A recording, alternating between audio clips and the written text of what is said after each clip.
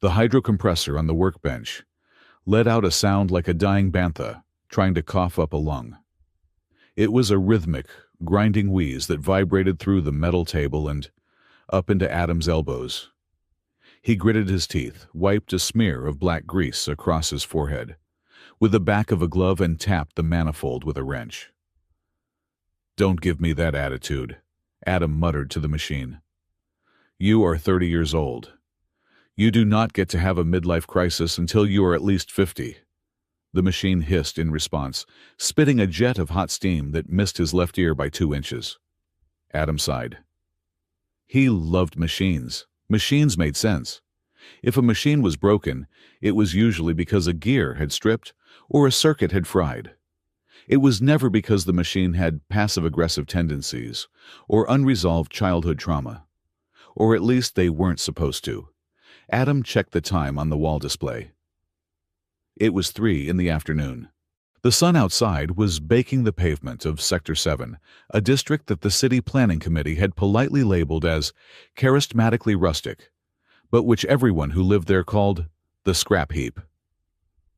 He was just about to apply a percussive maintenance technique, hitting it with a hammer, when the world outside his garage shifted. It wasn't a sound exactly. It was a pressure wave. The dust motes dancing in the shaft of sunlight coming through the window suddenly froze, then vibrated violently. Then came the hum. It was not the polite buzz of a mail delivery drone, nor the erratic whine of the neighborhood kids racing their hoverboards. This was a deep, chest-rattling thrum, the sound of heavy displacement engines. It sounded like a tank was trying to parallel park on his front lawn. Adam set the wrench down. The grease on his hands felt suddenly cold. He walked to the garage door, hit the manual release, and watched the metal shutters roll up. Hovering 3 feet above his cracked driveway was a transport carrier. It was matte, black sleek, and bore the golden insignia of the central governance. It looked absurdly out of place against the peeling paint of Adam's bungalow and the overgrown weeds of his yard. Flanking the carrier were 2 civic security officers in full riot armor, their faces obscured by opaque visors that reflected the harsh afternoon sun. The carrier hissed its landing struts, deploying with a mechanical grace that cost more than Adam's entire house. It touched down without kicking up a single speck of dust. One of the officers stepped forward. He moved with the stiff, synchronized gait of a man whose armor was doing half the walking for him. "Citizen Adam Vance?" the officer asked. His voice was amplified, stripping it of any human inflection. Adam leaned against the doorframe, crossing his arms. He resisted the urge to wipe his hands on his coveralls. "Depends on who is asking. If this is about the unauthorized power grid tap, I have permits pending." "This is a Priority 1 delivery," the officer said, ignoring the joke. He held out a data pad. "Biometric confirmation required," Adam frowned. "I didn't order anything. Unless they finally started shipping common sense in bulk, in which case, put me down for 2 pallets. The officer did not laugh. He did not even twitch. "You are registered in the Civil Reallocation Program. Status eligible Bachelor Class 4. Income stable. Housing adequate. Background nonviolent." "Wait." Adam pushed off the doorframe, the humor evaporating. "I opted out of that. I filled out the forms 3 years ago. I checked the box that said, 'Do not perceive me.'" "Opt-out forms were invalidated under the Population Stabilization Act of 2024, the officer recited. "Congratulations, citizen. You have been selected for a spousal placement." Adam blinked. What?" "Spousal placement. Domestic Integration Initiative." The officer tapped the side of the matte black carrier. "She is a high-value asset. Handle with care." Adam looked at the box.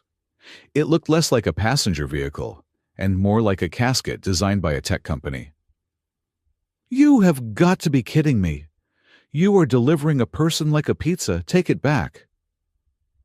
"Refusal is not an option," the second officer spoke up. His voice was slightly deeper, but just as cold. "Refusal constitutes a violation of the resettlement mandate. Penalty includes seizure of property and immediate relocation to the mining colonies in the outer belt. Adam opened his mouth to argue to tell them exactly where they could shove their mandate, but a chime from his wrist comp stopped him. A red notification flashed on the screen. Smart Home Override engaged. Authority Central Governance. He looked back at his house.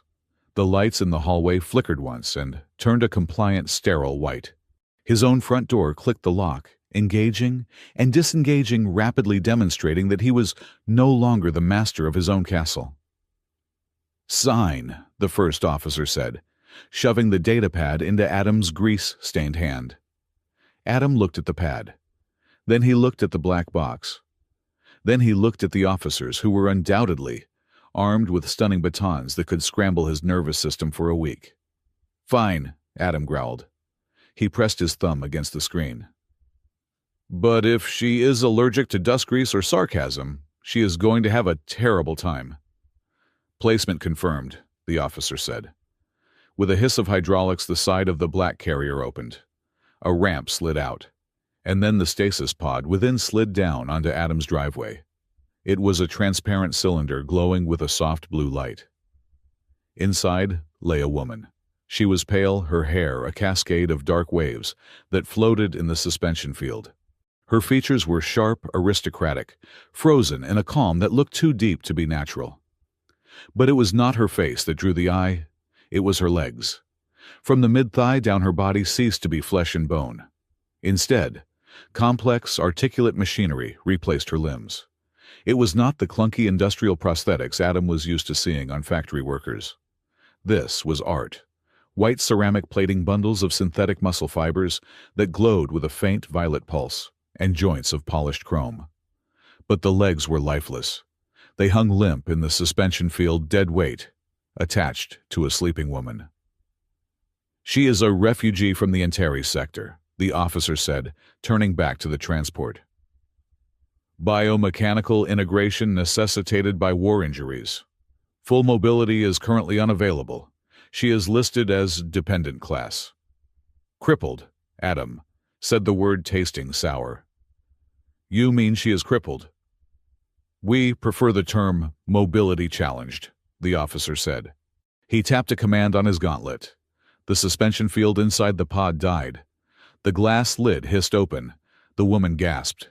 It was a sharp, wet sound, like someone breaking the surface after drowning. Her eyes snapped open.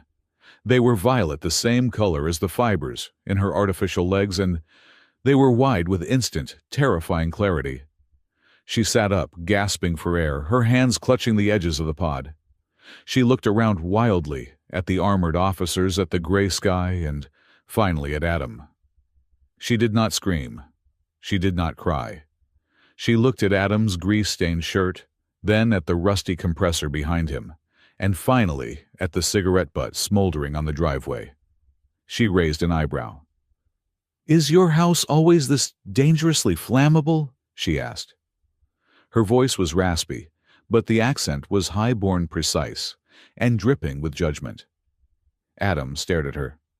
He felt a hysterical laugh bubbling up in his chest. "Only on weekdays," he replied. "Weekends are for explosions." From behind the hedge that separated Adam's yard from the next, a snort of laughter broke the tension. Adam didn't need to look to know it was Mira. She was standing there, holding a garden hose that was currently watering her own boots, openly staring. "Clear the area!" the officer barked at Mira. She rolled her eyes but stepped back behind a bush, though Adam knew she hadn't gone far. "Here is her dossier," the officer said, dropping a physical file folder onto the pod's edge. It slid down and hit the woman's hip. She didn't flinch. "And personal effects." He reached into a compartment on his belt and pulled out a small object. He tossed it to Adam. Adam caught it. It was light, made of some dark, warm metal. It looked like a crown, but sized for something small, a child, or perhaps a very arrogant pet. Engraved on the front was a stylized claw mark. Adam looked at the woman, her eyes fixed on the object in his hand. For a split second, The aristocratic mask slipped. Her face contorted not with fear but with a sudden suffocating grief. It was the look of someone seeing a ghost. Then, just as quickly, the mask was back. She looked away, staring at the oil stain on the driveway with intense fascination. "Good luck, citizen," the officer said. The carrier's engines roared to life, kicking up the dust they had politely avoided earlier. The two officers boarded, and the machine lifted into the sky, banking hard toward the city center. Silence returned to the street, save for the dying wheeze of the compressor in the garage. Adam stood there holding a tiny metal crown, looking at a woman with million-dollar legs, sitting in a shipping crate on his driveway. "So," Adam said, rubbing the back of his neck with his clean hand. "I am Adam. I fix things. Usually things that don't talk back." The woman looked at him. She shifted, trying to move her legs to swing them out of the pod. Nothing happened. The ceramic limbs remained dead still. She grit her teeth, her knuckles whitening on the pod's rim, using pure upper body strength to drag her lower half forward. It was painful to watch. It was undignified. And she did it with her chin held so high, she could have been looking down from a throne. "I am Daisy," she said, pulling herself to the edge until her metallic feet clanked against the pavement. She looked down at them, then up at Adam. "And it appears I am your new furniture." Moving her inside took 30 minutes. She refused to be carried. She refused a wheelchair, mostly because Adam didn't have one, and offered a dolly instead, which she viewed as a declaration of war. In the end, Adam deactivated the gravity safeties on a heavy-lifting drone he used for engine blocks, and modified it into a makeshift floating platform. She sat on it, with straight-backed posture, as it hummed into his living room. The house was small. It was cluttered. Every surface was covered in schematic spare copper wire and half-eaten protein bars. Adam cleared a stack of thermal couplers off the sofa. "Make yourself at home," he said. "Sorry about the mess. I was not expecting company, or a wife, or the Galactic Inquisition." Daisy maneuvered the platform to the side of the room. She looked at the walls, which were covered in pegboards of tools. "You live inside a toolbox," she observed. "It is efficient," Adam said, retreating to the kitchen. "Do you eat, or do you just plug into a wall socket?" "I eat," she said, "though given the smell of this establishment, I might prefer starvation." "Sandwiches it is," Adam muttered. The evening passed in a strange, thick tension. Daisy did not speak much. She sat by the window, staring out at the street lights flickering on. She held the small file folder the officer had left, but she didn't open it. She just ran her thumb over the edge of the paper over and over again. Adam pretended to work on a toaster that had achieved sentience and refused to brown bread, but he was watching her. He watched how she didn't move her legs, not even a twitch. It wasn't just paralysis, it was absolute stillness. Even paralyzed limbs settled or shifted with gravity. These legs were rigid, locked in place like statues. He had placed the small crown on the coffee table. Every time her eyes drifted to it, she looked like she had stopped breathing. Night fell properly. The street outside went quiet. Adam gave her the bedroom. It was the only room with a door that actually locked, and he took the couch. "If you need anything," Adam said, standing awkwardly at the doorframe, "just shout or throw something heavy." Daisy looked at him from the bed. She had dragged herself onto it, arranging the heavy dead legs with her hands. "Why did you not refuse?" she asked softly. "I tried," Adam said. "They hacked my house. If I kicked you out, they would have shipped me off to mine iridium on an asteroid. I like my oxygen at sea-level pressure." "Cowardice," she noted, but there was no heat in it. Just a fact. "Pragmatism," Adam corrected. "Sleep well, Daisy." He closed the door. He didn't sleep well. It was 2 a.m. when he heard the noise. Adam was a light sleeper. You had to be when you lived in Sector 7, where the sound of breaking glass usually meant someone was trying to liberate your television. But this wasn't breaking glass. It was a rhythmic clack, clack, clack coming from the kitchen. Adam rolled off the couch, grabbing a heavy wrench from the floor. He moved silently, his socks sliding over the linoleum. He kept his breathing shallow.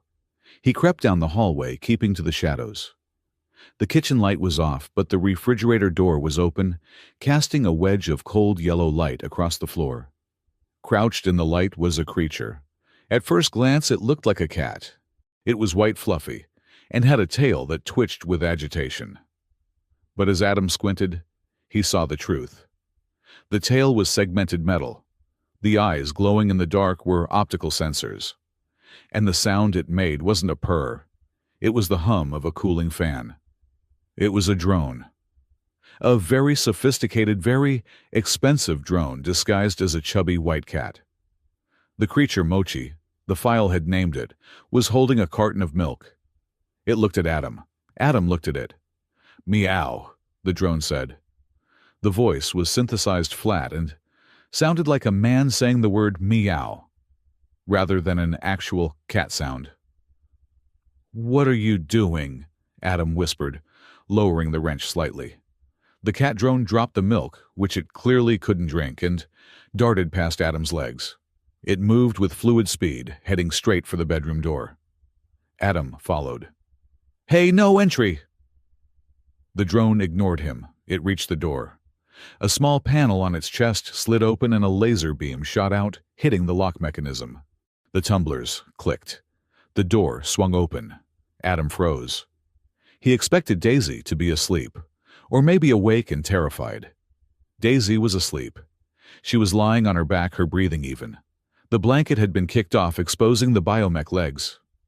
The cat drone hopped onto the bed. It moved carefully, stepping over her real flesh and settling on the white ceramic of her thigh. It didn't curl up to sleep.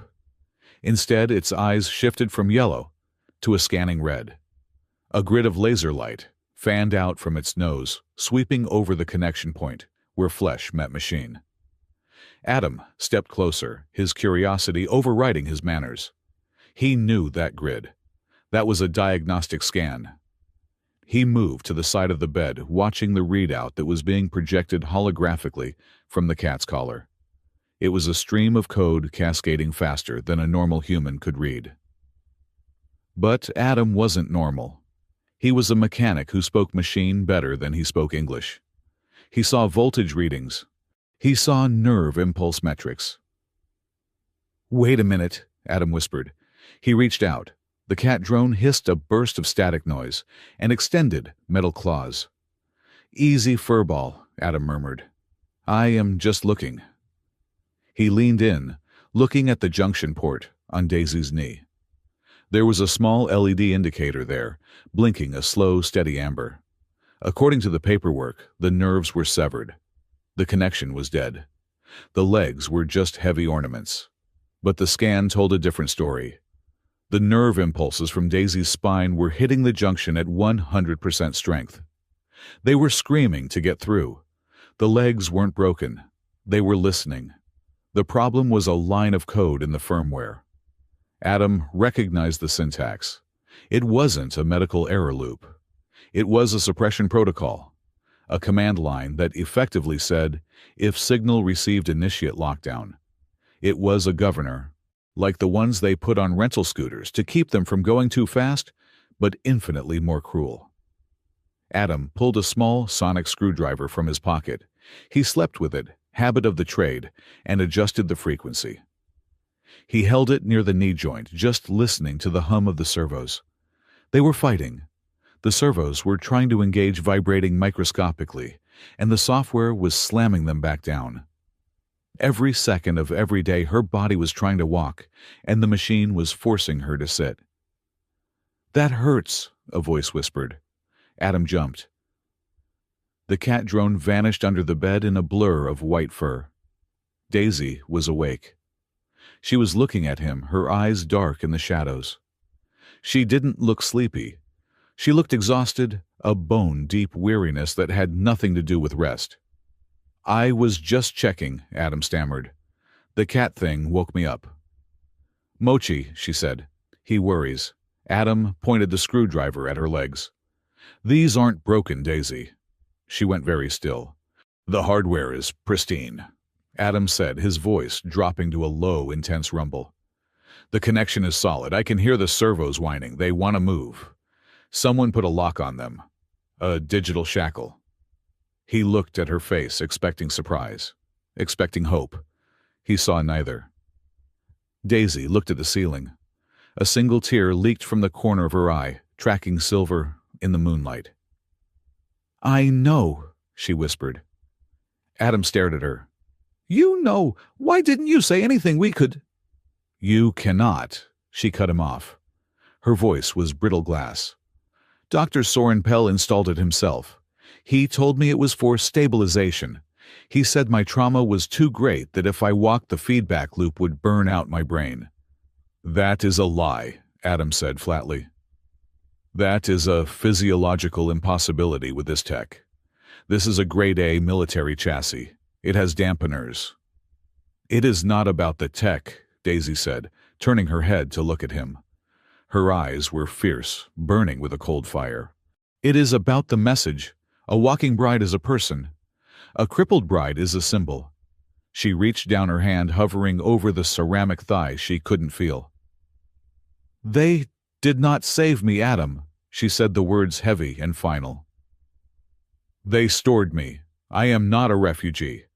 I am a trophy they put on a shelf until they decide where I fit in the propaganda."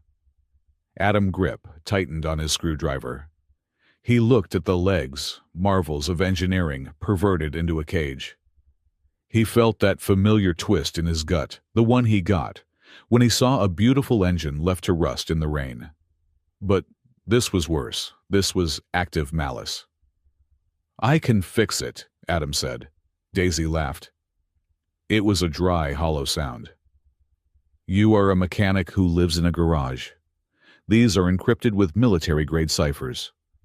"I am a mechanic who keeps this neighborhood running on spit and duct tape," Adam corrected.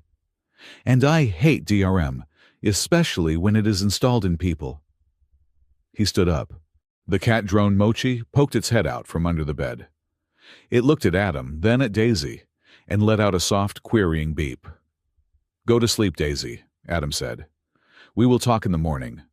But know this, in this house we don't do hopeless." He turned and walked out. He didn't go back to the couch. He went to his workbench. He turned on a single lamp. He sat down and pulled up the schematics for a standard biomech interface, his fingers flying across his terminal. Outside the window across the street, a shadow moved. Adam didn't see it, but Mochi did. The cat drone had followed him out and was sitting on the windowsill, its optical sensors zoomed in on the darkness. A drone was hovering there. Not a delivery drone. Not a security drone. It was a sleek, needle-thin observer painted vantablack to vanish against the night. It hung there, silent, its single red eye, recording every keystroke Adam made, transmitting the data back to a server farm deep in the city core. Someone was watching. Someone knew that the fix-it guy had just opened the hood on an engine that was never meant to run again. Adam picked up his wrench, spun it in his hand, and stared at the screen. "Let's see what you are hiding," he whispered to the empty room. The house settled. The compressor wheezed, and on the table the small crown with a claw mark seemed to gleam in the darkness, waiting for a queen who could not walk to claim it. The morning sun that filtered into Adam's garage was not the clean white light of the upper city districts. It was a hazy, golden dust mote soup that smelled of old pavement and brewing coffee. To Adam it was the smell of possibility. To Daisy, who sat perched on a reinforced workbench that Adam had cleared of transmission parts, it smelled like a health code violation. Adam was currently engaged in a medical examination that looked more like a seance for a deceased toaster. He was not wearing a white coat. He was wearing his standard gray coveralls, the left sleeve rolled up to reveal a faded burn scar, the right pocket heavy with an assortment of screwdrivers. He did not have a holographic medical scanner. Instead, he was wearing a pair of bulky, noise-canceling headphones that were plugged into a sensor pad he had taped directly onto the ceramic casing of Daisy's right knee. "You are?" Daisy began her voice, tight with a mixture of confusion and aristocratic disdain.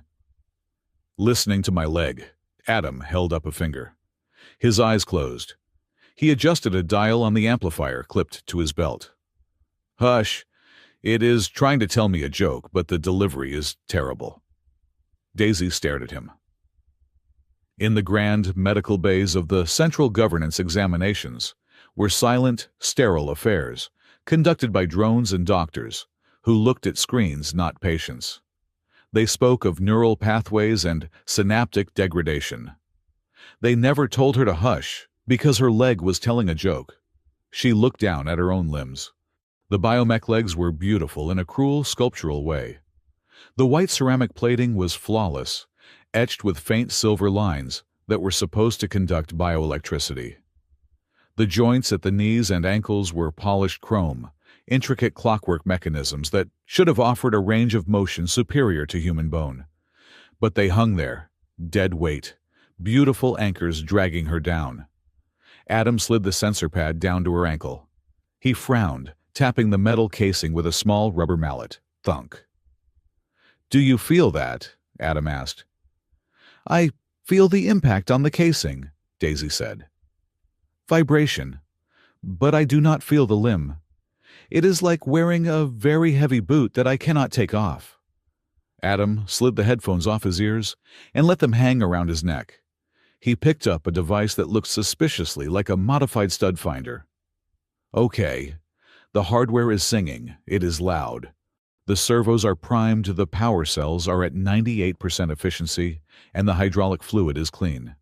Physically, you should be able to kick a hole through a brick wall." "And yet," Daisy said, gesturing to her immobility, "I cannot kick anything." Adam leaned in. He did something that made Daisy recoil slightly. He lowered his face to her knee joint and sniffed. He inhaled deeply, like a sommelier checking the bouquet of a rare vintage. "What are you doing?" she demanded, scandalized. "Smelling the error," Adam muttered. He moved to the other knee, sniffed again. Acrid, sharp, like ozone and lemons. He pulled back, wiping his nose with the back of his hand. "That is the smell of a logic loop burning out. Your hardware is trying to engage and something is slamming the door in its face 1,000 times a second. That creates heat. Heat creates a smell." He walked over to his tool wall, a chaotic mosaic of wrenches, wires, and parts that no longer had names, and grabbed a tablet. It was an old model cracked at the corner, but he had clearly modified the operating system. He plugged a cable from the tablet into a diagnostic port, hidden under the calm curve of Daisy's knee plating. "This is going to feel cold," he warned. "I do not feel cold in my legs," she reminded him. "You might feel this," he said. He hit a key. Daisy gasped. It wasn't pain, exactly. It was a sudden phantom pressure, as if someone had grabbed her real ankles, the ones she lost years ago, and squeezed. Her back arched reflexively. "There," Adam said, pointing at the screen. "Look at that." Daisy leaned forward. The screen displayed a jagged red line that looked like a mountain range during an earthquake. "What is it?" she asked. "Damage." "The opposite," Adam said grimly. "That is a command signal. It is not medical firmware. I have seen medical firmware. It is soft round coding designed to ease the transition. This," he tapped the jagged spikes. "This is tactical encryption. It is a stand-down order, hard-coded into your nervous system interface." Daisy went very still. The air in the garage seemed to drop 10 degrees. "Tactical. It is the same kind of lock they put on combat drones when they are in transit," Adam explained, his voice losing its usual playful lilt. "It is a safety catch. Someone installed a software governor that interprets your brain's command to walk as a system error, and then triggers a shutdown to prevent unauthorized movement." Daisy looked at the legs. For years she had been told her body was broken, that her mind was too fractured to command the complex machinery, that she was too weak. "They told me I was incompatible," she whispered. "Dr. Pell said my neural sync was too volatile. He said if I tried to force it, I would have a seizure. Dr. Pell is either an idiot or a liar, Adam said. He disconnected the cable. And considering the complexity of this lock, he is not an idiot. Daisy looked at the small crown sitting on the nearby table. It was just a piece of metal, but it felt heavy, even from a distance. I was a symbol, she said, her voice distant. In the core worlds they paraded me, the broken bride, the survivor of the Great Collapse. I sat on velvet cushions in float parades. I waved, I smiled. And inside my head there was always this pressure. A voice that wasn't a voice telling me, be still, be pretty, be quiet. She looked up at Adam, her violet eyes wide and vulnerable. I thought it was my conscience. I thought it was trauma. But it was just code. Code is just a lie written in math, Adam said. He tossed the tablet onto a pile of rags. And I am very good at arguing with math. Before Daisy could respond, the sound of gravel crunching under heavy boots announced an arrival. A shadow fell across the open garage door. Knock, knock, a voice called out. It wasn't asking for permission. It was announcing an invasion.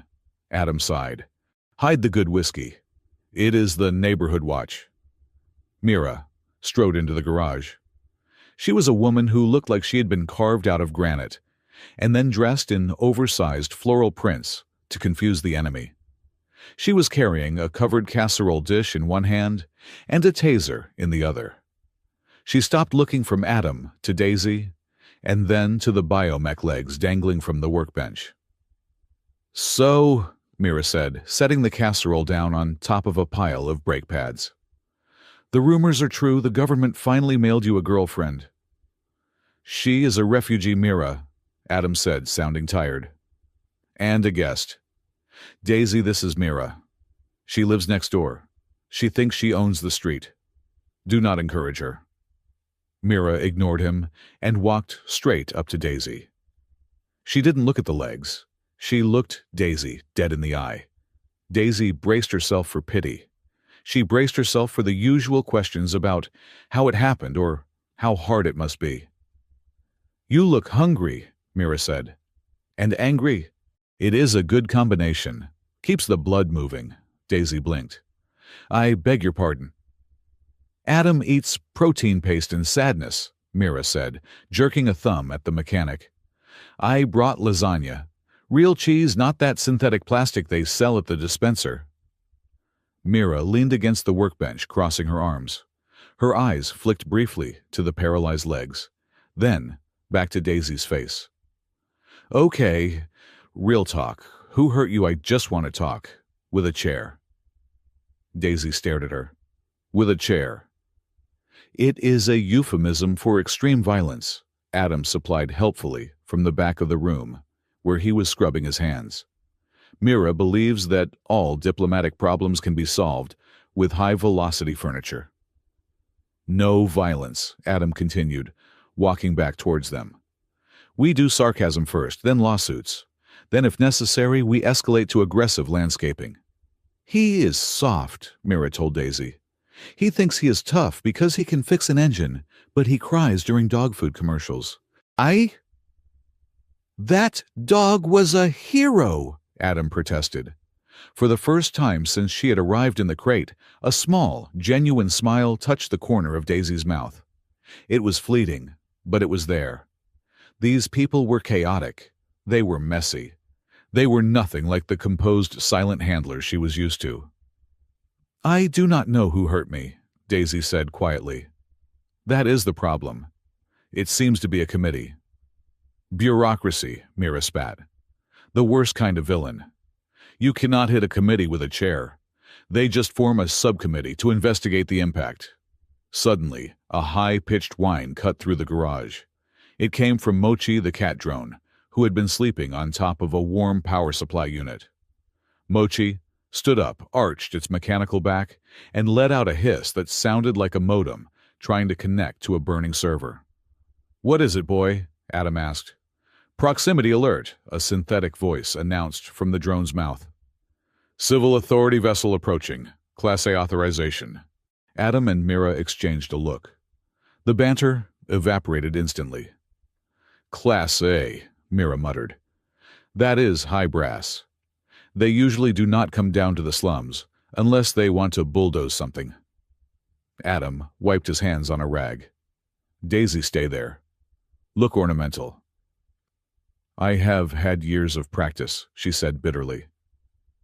A sleek, white shuttle descended from the sky, landing on the street outside with a whisper of anti-gravity engines. It was pristine, terrifyingly clean, against the cracked asphalt of the neighborhood. The side door hissed open and a ramp extended. A man walked out. He was tall, thin, and wore a white coat that seemed to repel dust by sheer force of will. He had silver hair slicked back with geometric precision, and he wore rimless glasses that reflected the sunlight, hiding his eyes. "Dr. Soren Pell," Daisy whispered. Her hands gripped the edge of the workbench so hard the metal groaned. Dr. Pell did not walk. He glided. He stepped into the garage, wrinkling his nose as if he had just stepped into a sewer. He looked at the tools, the grease stains, the chaotic warmth of Adam's world, with profound distaste. Then his gaze landed on Daisy. He didn't smile. He didn't say hello. He walked over to her, pulled a tablet from his pocket, and tapped the screen. "Vital signs elevated," Pell said, his voice smooth and cold, like polished marble. "Cortisol levels spiking. This environment is unsuitable for stabilization." He finally looked at Adam. It was the look a biologist gives a particularly interesting fungus. "Mr. Vance," Pell said, "I am Dr. Pell, Director of Xenocybernetics. I am here to conduct the post-placement audit." "You are here to check the locks," Adam said, leaning against his tool wall, crossing his arms. He didn't offer a hand to shake. Pell's eyebrows rose a fraction of an inch. "I am here to ensure that the patient is not being subjected to undue stress. The biomech integration is a delicate procedure. It requires calm, routine, acceptance." "Acceptance of what?" Adam asked. "Being a statue." Pell sighed, a sound of long-suffering patience. "Daisy's condition is tragic. The neural pathways were severed during the incident. We have provided her with the finest prosthetics available, but the connection is tenuous. If she attempts to force movement, the signal feedback could cause a cerebral hemorrhage. We installed the inhibitors for her own safety." "Inhibitors," Adam repeated. "Is that what we are calling military-grade tactical lockdowns these days?" Pell went still. He adjusted his glasses. "You have been tampering with the equipment, Mr. Vance. That is a violation of federal property statutes." "She is not property," Mira interjected from the side, her hand drifting toward the taser in her pocket. "She is a person, and this is private property, so unless you have a warrant, you are trespassing." Pell ignored Mira entirely. He focused on Adam. "You are a mechanic, Mr. Vance. You fix garbage compactors and hover bikes. Do not presume to understand the complexities of interspecies neurolinking. You see a machine and think it just needs a jump start. You are wrong. Daisy is broken. Permanently. Our goal is to give her a comfortable, quiet life, not false hope." Daisy looked down. The shame was a physical weight. Broken. Permanently. The words were a mantra she had heard 1,000 times. Adam pushed off the wall. He walked toward Pell. He didn't look intimidated by the doctor's status or his clean coat. He looked dangerous. "You talk about signal purity," Adam said, his voice low. "You talk about standards. I checked the logs, doctor. The signal coming from her brain isn't weak. It is a scream. It is so strong it is heating up the ceramic." "Noise," Pell dismissed. "Erratic firing. Meaningless spasms." "If perfect signal is the requirement," Adam said, stopping 2 feet from the doctor, "then you are basically deciding that anyone who stutters, anyone who limps, anyone who does not fit your perfect waveform is better off dead. You are prescribing death because life is too messy for your algorithm." Pell's face flushed a faint pink. I am a man of science. I deal in realities. So do I, Adam said. He reached into his pocket and pulled out the small data chip he had extracted from the tablet earlier. And the reality is, I found a secondary subroutine hidden in the inhibitor code. It is sending location data, it is sending biometric data, and it is sending it on a frequency that is not used by the medical board. Adam held the chip up. Who are you broadcasting to, doctor? Because it sure is not the hospital. Pell snatched the chip from Adam's hand with surprising speed. He crushed it in his fist. You are playing with forces you do not comprehend, mechanic. Daisy is a matter of national security. Her unique biology is a resource. He turned to Daisy. His voice softened, becoming cloying and paternal. Daisy, my dear, do not listen to him. He wants to hurt you. He wants to experiment on you. If you try to walk, you will die. Do you understand? You will burn out your mind. Daisy looked at Pell.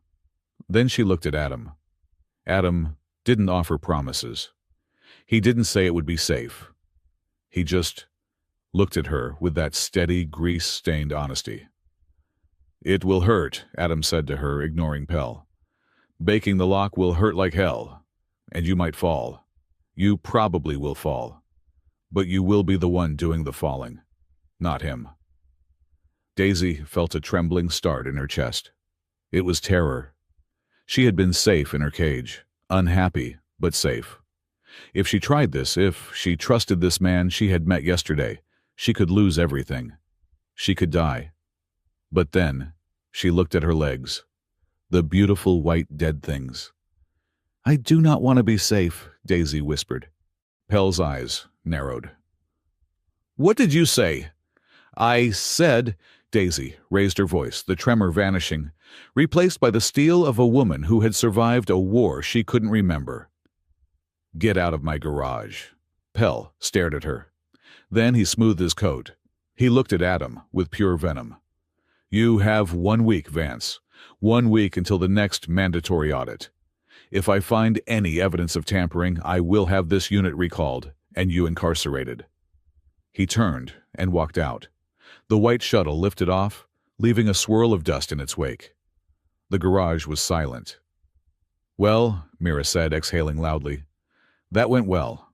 I didn't even have to use the chair. Adam didn't smile. He looked at Daisy. He was right about one thing. It is dangerous. If we break the lock, we are not fixing it to factory standards. We are jailbreaking it.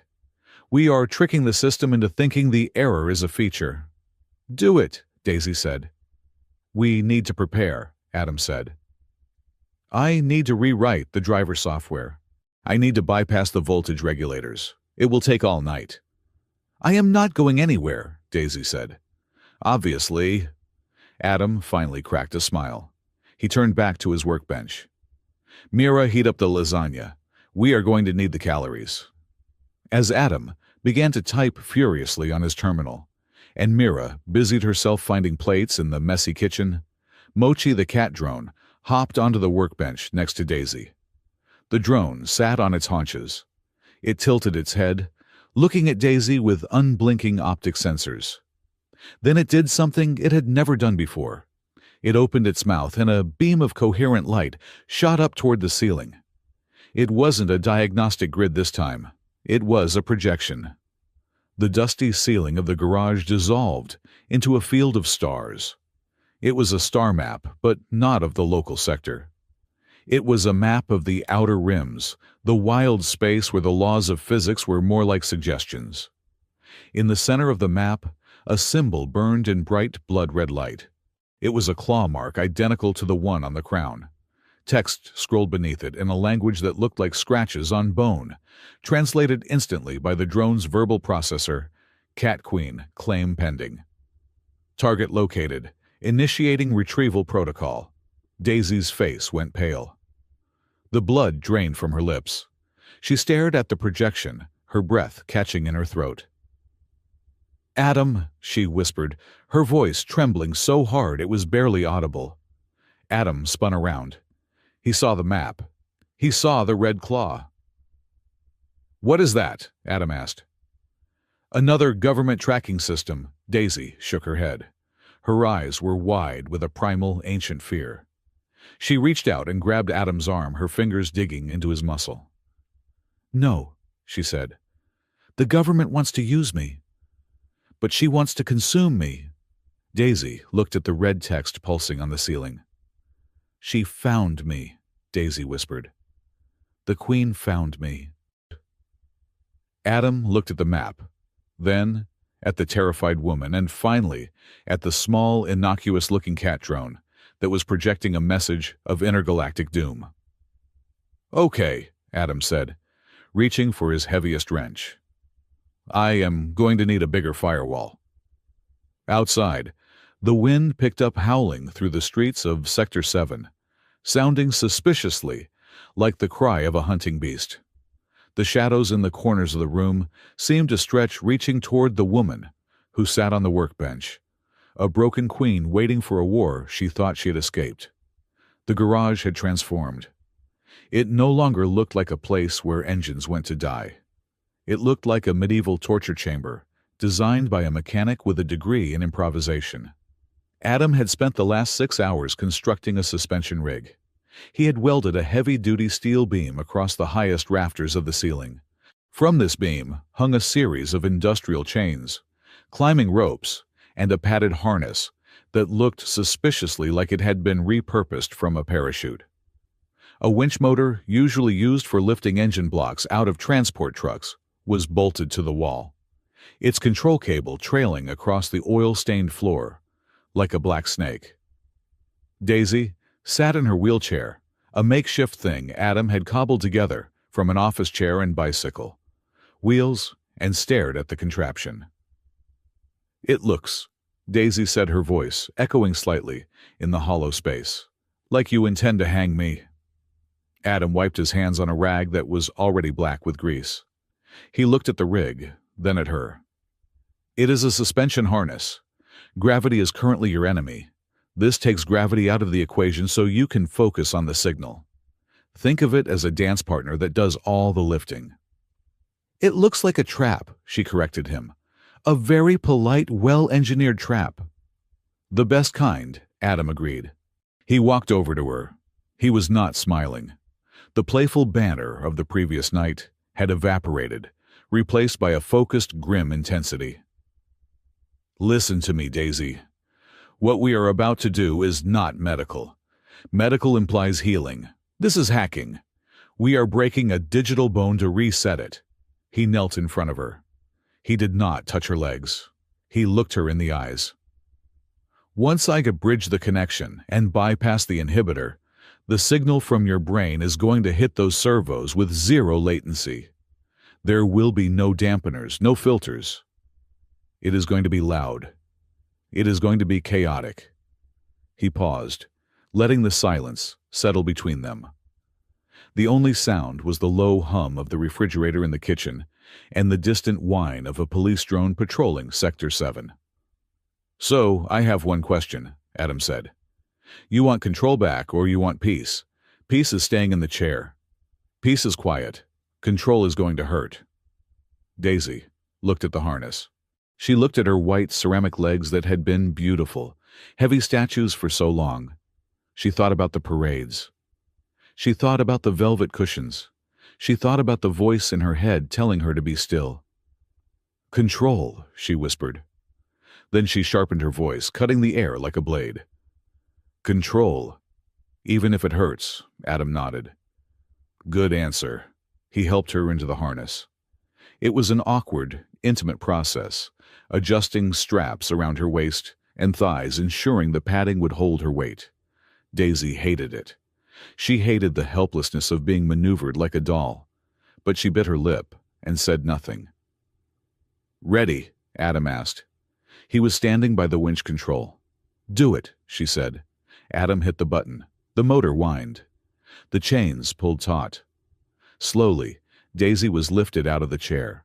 Her toes dragged on the floor, then lifted an inch. She hung there, suspended, her biomech legs dangling heavily. Adam moved quickly now.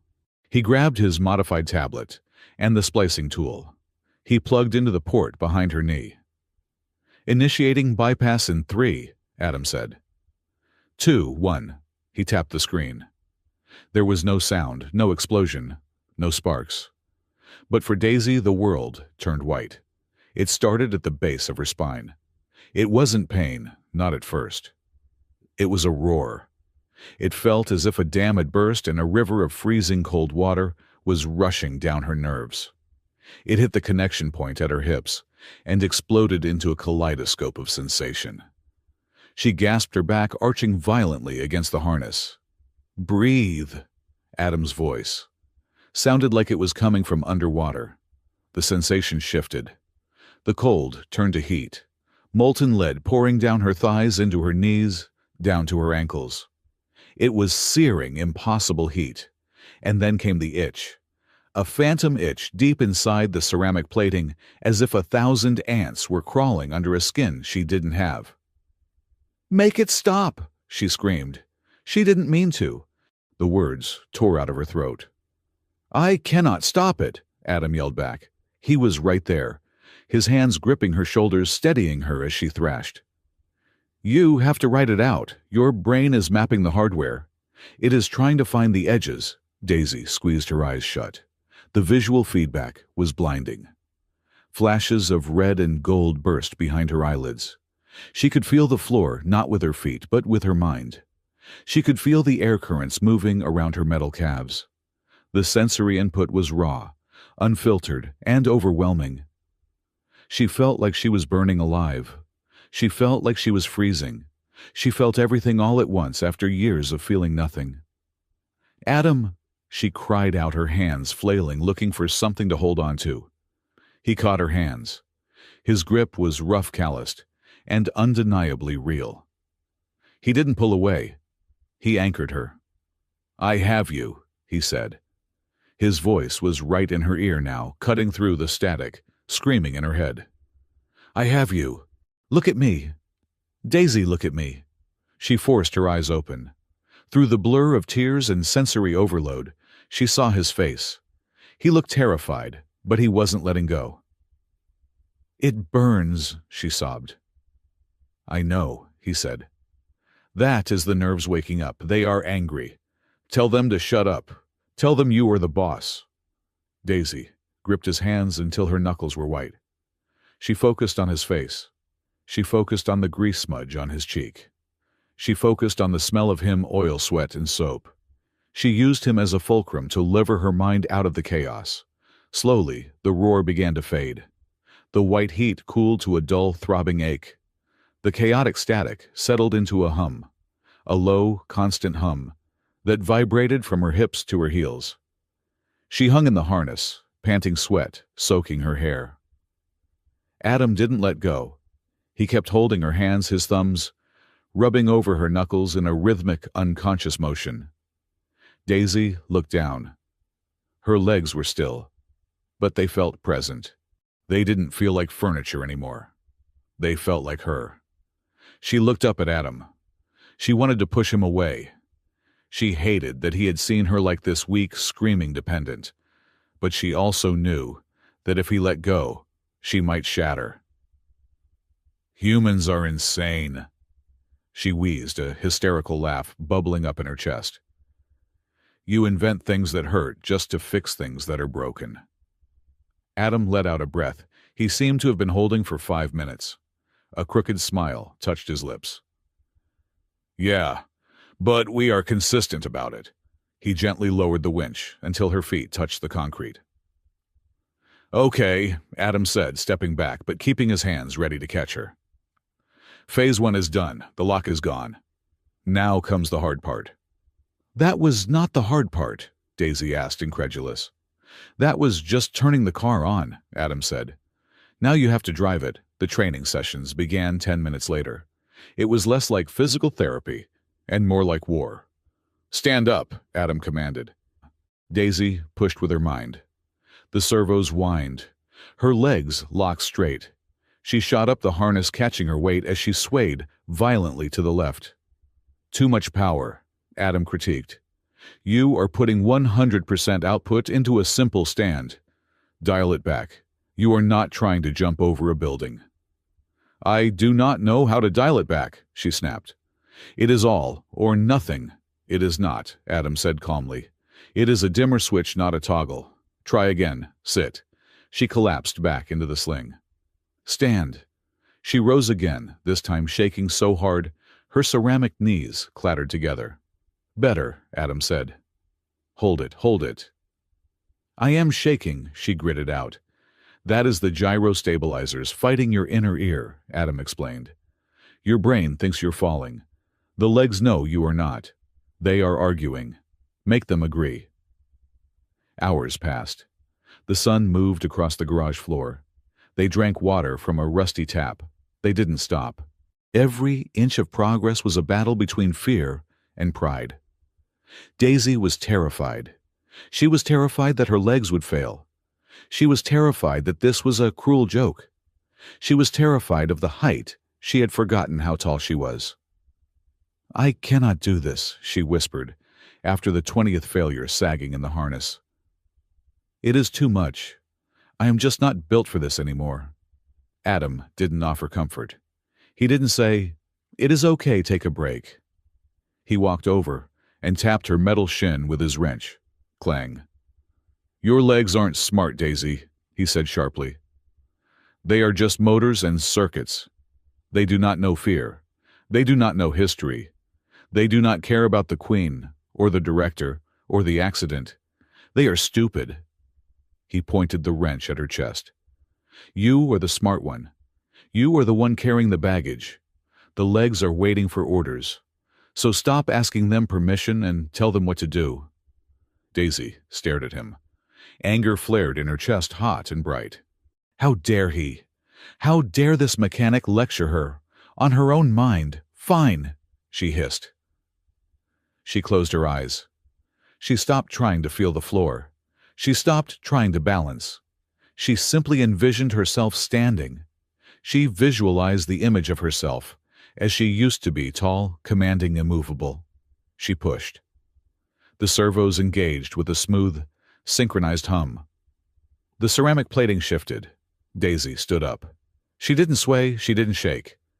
She stood perfectly, rigidly straight. The harness went slack around her waist.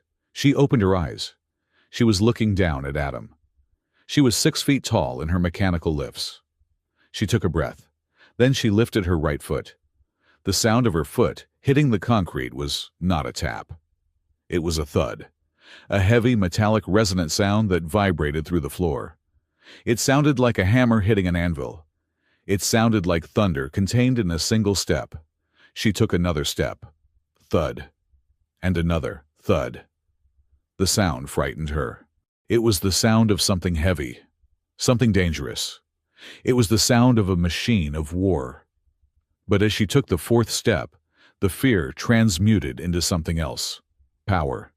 She wasn't floating. She wasn't gliding. She was impacting the world.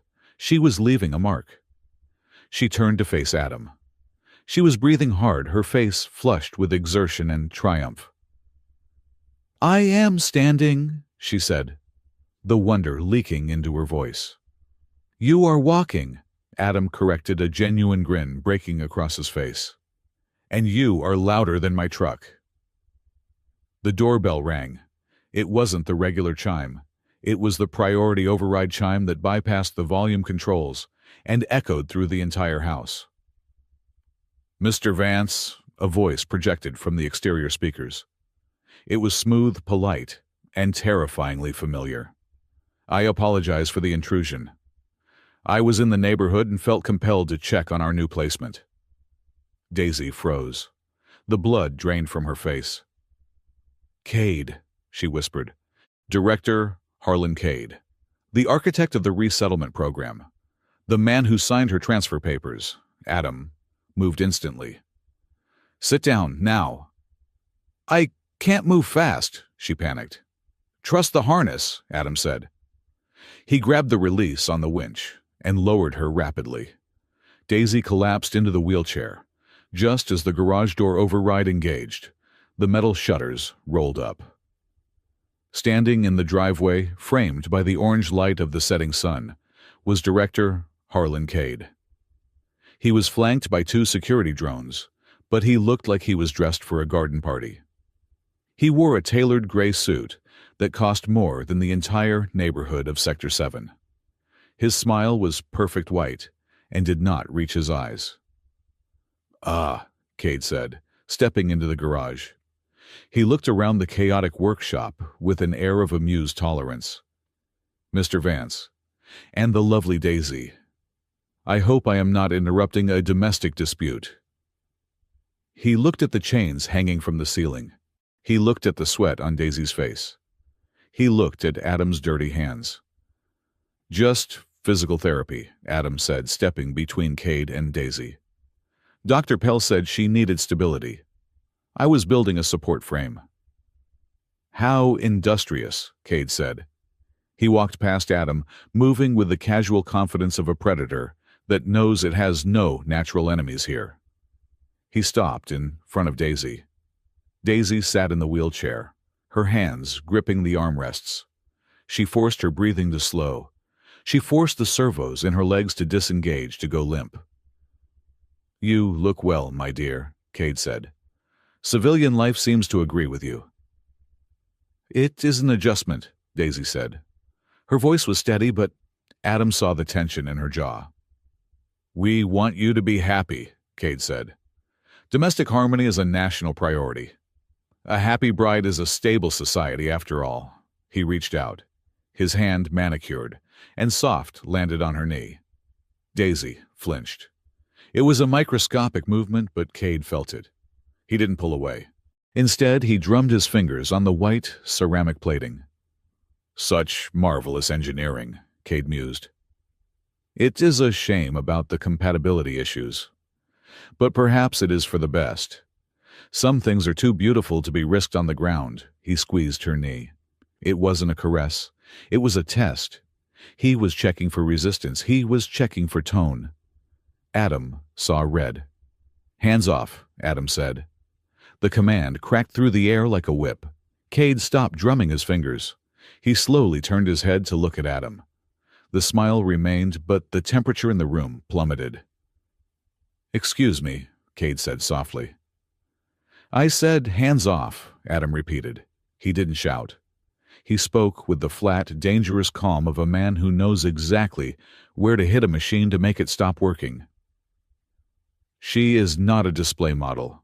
You do not get to touch." Cade stared at Adam for a long moment. Then he chuckled. He lifted his hand from Daisy's knee and brushed an imaginary speck of dust from his sleeve. "Protective," Cade said. "Good. That is a desirable trait in a spouse. It shows investment." He turned back to the driveway. "I just wanted to deliver a personal welcome," Cade said. "And a reminder. The integration period is probationary. If there are any irregularities in the data or in the household, we will be forced to intervene. We would hate to see Daisy relocated to a less accommodating facility." He paused at the door, silhouetted against the twilight. "Enjoy your evening," Cade said. "Sleep well." He walked away. The drones followed. The garage door stayed open, leaving them exposed to the darkening street. Adam hit the manual close button. The door rattled down. As soon as it clicked shut, Daisy let out a shuddering breath and buried her face in her hands. "He knows," she whispered. He touched the leg. He felt the heat. The servos were warm from the practice. "He knows." "He suspects," Adam said, pacing the room. "If he knew you would be in a van right now." "He is playing with us," Daisy said. "That is what he does.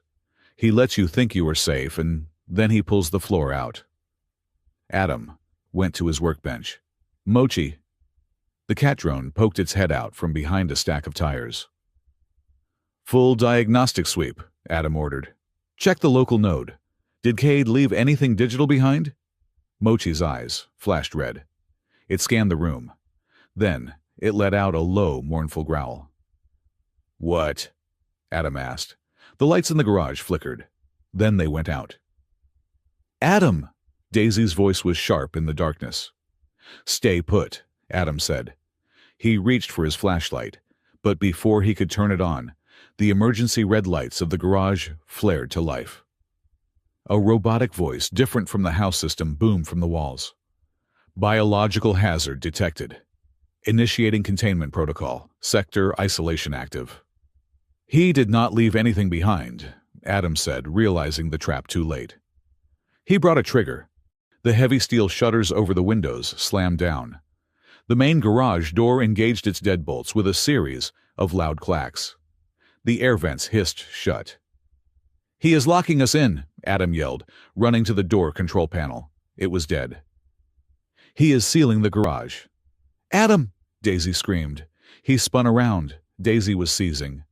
She wasn't shaking from effort this time. She was vibrating. Her biomech legs were spasming violently, kicking out with enough force to dent the metal legs of the workbench. Her head was thrown back, her teeth grit in a rictus of pain. "The signal," she gasped. "It is back. It is pushing." Adam rushed to her.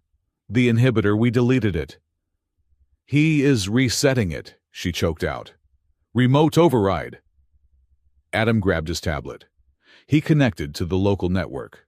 The screen was a wall of red text. "Incoming packet factory. Reset. Authority. Central Command." "They are trying to flash your firmware remotely," Adam realized. "They are trying to overwrite the bypass." If the reset went through while her nerves were fully connected, it wouldn't just lock her legs. It would fry the neural bridge. It would lobotomize the connection permanently. "Fight it!" Adam yelled. He grabbed the splicing tool, but he couldn't plug it, and her legs were thrashing too hard. "Daisy, you have to fight the signal. Do not let it right to the drive." "It is too loud," she screamed. "It is just code," Adam roared. "It is just math. You are the user. Deny the admin rights." Adam realized he couldn't stop the signal with software. He needed to cut the connection to the house. He needed to kill the power. But the garage was in lockdown. The breaker box was on the outside wall. "I need to get out," Adam said. He looked at the main garage door. It was reinforced steel. He grabbed the plasma cutter from the bench. He fired it up. The blue flame hissed. "Daisy, hold on." He attacked the door mechanism. Sparks showered down like rain. The metal glowed, cherry red, but it was thick. Too thick. Behind him, Daisy was losing the battle. The spasms were slowing down, but not because she was winning. Her legs were beginning to lock. The ceramic was going rigid. "No," Daisy whimpered. "No, please." She could feel the cold, gray fog of the old code creeping back into her mind. Be still. Be silent. Be a statue. She looked at Adam. He was fighting for her. He was burning his hands on the melting metal, cursing, kicking the door. He wasn't giving up. Humans are insane, she thought. A spark of anger ignited in the fog. This is my body. These are my legs. She closed her eyes. She stopped fighting the pain. She dove into it. She found the incoming signal, a bright, rhythmic pulse of command data. She didn't try to block it. She grabbed it. In the digital landscape of her own nervous system, she visualized her hands wrapping around that pulse. It burned. It felt like holding a lightning bolt. I am not a display model, she thought. She visualized the path the signal was taking from the wireless receiver in her hip to the central processor in her spine. She visualized a bridge being blown up. With a mental scream that manifested as a physical arch of her back, she pushed the energy back. She didn't just block it, she reflected it. She sent the feedback loop screaming back out the receiver. Crack. A sound like a gunshot rang out from Daisy's hip joint. A plume of black smoke erupted from the side of her leg. The spasm stopped instantly. Daisy slumped forward in the chair, gasping. At the same moment, Adam kicked the red-hot section of the door mechanism. It gave way with a screech of tearing metal. He grabbed a manual chain and hauled the door up 3 feet. He rolled under it, out into the night air. He sprinted to the side of the house, to the main power coupling. He didn't bother with switches. He swung the wrench with all his strength. Smash. The breaker box shattered. Sparks flew into the night. The humming of the garage containment field died. The red lights faded. The robotic voice cut off mid-sentence. Silence rushed back into Sector 7. Adam stood there, chest-heaving, wrench in hand, surrounded by the smell of ozone and burning plastic. He crawled back under the garage door. Daisy! She was slumped in the wheelchair. Smoke was still curling from her hip. She lifted her head. Her face was covered in sweat, her hair matted to her forehead. She looked like she had gone 10 rounds with a prizefighter. She looked at her legs. They were still, but she wiggled her toes. The metal toes moved. I broke the receiver, she whispered hoarsely. I think I blew the fuse. Adam dropped the wrench. He fell to his knees beside her. He checked the smoking port. You fried the wireless card, he said, a look of absolute awe on his face. You literally rejected the call with high voltage. Daisy let out a shaky laugh. It was unsolicited spam, Adam laughed. He laughed until he was coughing. He leaned his forehead against the armrest of her chair. We are alive, he said. We are in trouble, she corrected. Adam stood up. He walked to his terminal, which was running on battery backup. He pulled the logs from the attack. Let's see where that signal came from, he muttered. He traced the packet data. It wasn't hard. The signal had been strong arrogant. It hadn't bothered to hide its origin. Adam's face went pale. It wasn't a military frequency, Adam said quietly. What was it? Daisy asked, wiping soot from her cheek. It was routed through the civil infrastructure grid, Adam said. Specifically the sanitation and waste management subnet. Daisy frowned. Garbage collection? No, Adam said. It means the person who sent it didn't use a secret spy satellite. They used the city keys. They used the route access codes for the entire sector's grid. He turned to her. Only a Level 5 director has those keys, Adam said. Kay did not just order a reset. He personally logged in and pushed the button. Daisy looked at the open door at the night sky where the drones were always watching. He knows I can walk, she said, and now he knows I can fight. Yeah, Adam said, looking at the smoke still drifting from her hip.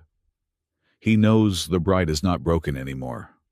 Adam walked over and gently touched the ceramic of her knee. It was cooling down. We cannot stay here, Adam said. Not for long. He will come back with something heavier than a signal. I know, Daisy said. She looked at the small crown on the table, shadowed in the gloom. But I am not running. Not again. She placed her hand over Adam's hand on her knee. Fix the door, Adam, she said, her voice, finding that regal cadence again. I have a lot of walking practice to do tomorrow. The air in the garage had become recycled breath and stale ozone. It was a cage, albeit one filled with very interesting tools, and Adam could feel the walls pressing in. He looked at Daisy.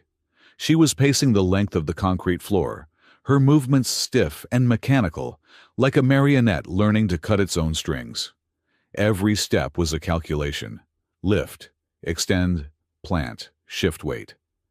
The white ceramic of her legs gleamed under the harsh work lights, a stark contrast to the grease-stained floor. She was walking, yes, but she was not yet flowing. She treated the ground like an adversary she had to conquer with every footfall. You are overthinking the ankle rotation, Adam said, leaning against the workbench with a mug of coffee that had gone cold 2 hours ago. You walk like you were negotiating with a hostile government. Just put your foot down. Daisy stopped. She pivoted slowly, the servos in her hips, whining a protest that was barely audible, but felt like a scream to her heightened senses. She fixed him with a look that could have frozen a star. I am negotiating with gravity. Daisy replied, her voice tight. And gravity is being unreasonable. It keeps insisting that I should fall over. Gravity is fair, Adam countered. It treats everyone the same. It is the only honest thing in this sector. He set the mug down. We are leaving, Adam announced. Daisy blinked, her concentration breaking for a fraction of a second. She wobbled, corrected herself with a sharp stomp of her left foot, and steadied. Leaving to where the driveway, I believe we established that the driveway is currently under the jurisdiction of drones and sociopaths. Further, Adam said. You need data. You are trying to calibrate a high-performance mobility system in a 20 by 20 box. You need terrain. You need noise. You need to remember what it is like to be a person, not a project. He walked over to a pile of laundry that he affectionately called his cleanish stack, and pulled out a long, heavy trench coat. It was a dark, rough-spun synthetic wool, the kind used by dock workers to keep out the chemical rain. Put this on, he said, tossing it to her. Daisy caught it. The coat was heavy. This smells like engine oil, and is that cinnamon? Do not ask about the cinnamon, Adam said. It covers the legs. It drags on the floor. In the dark, you will just look like another tall, mysterious citizen of the Undercity. Daisy hesitated. She looked at the garage door, which they had welded shut the night before, and then at the side exit. Is it safe? No, Adam said honestly. But staying in here, waiting for Kay to hack the toaster is not safe either. We are going on a field trip. Call it a tactical recalibration exercise. A date, Mira's voice drifted in from the kitchen doorway. Daisy jumped. Adam sighed. Mira was leaning against the frame, holding a large, innocent-looking handbag that clanked with the distinct sound of heavy masonry. She was wearing a neon-pink rain poncho that made her visible from orbit. It is not a date, Adam said. It is a test run. It is a date with surveillance drones, Mira corrected. Very romantic. I am coming as the chaperone. Operation Do Not Get Kidnapped is now in effect. Daisy looked at the coat in her hands, then at her legs. She felt the vibration of the servos, the hum of power that she had fought so hard to reclaim. She was tired of hiding. She was tired of the garage. She pulled the coat on. It swallowed her frame, the hem brushing the tops of her metallic feet. She buttoned it up to the chin. Fine, Daisy said. But if I fall in public, I am taking both of you down with me. The night air of Sector 7 was thick enough to chew. It tasted of fried spices, damp concrete, and the metallic tang of electromagnetic exhaust. They walked in a loose formation. Adam took the lead, his eyes scanning the rooftops and the shadows between streetlights. Daisy walked in the middle, her hands shoved deep into the pockets of the trench coat to hide the fact that she was gripping the lining for balance. Mira brought up the rear, swinging her heavy bag with a cheerful menace.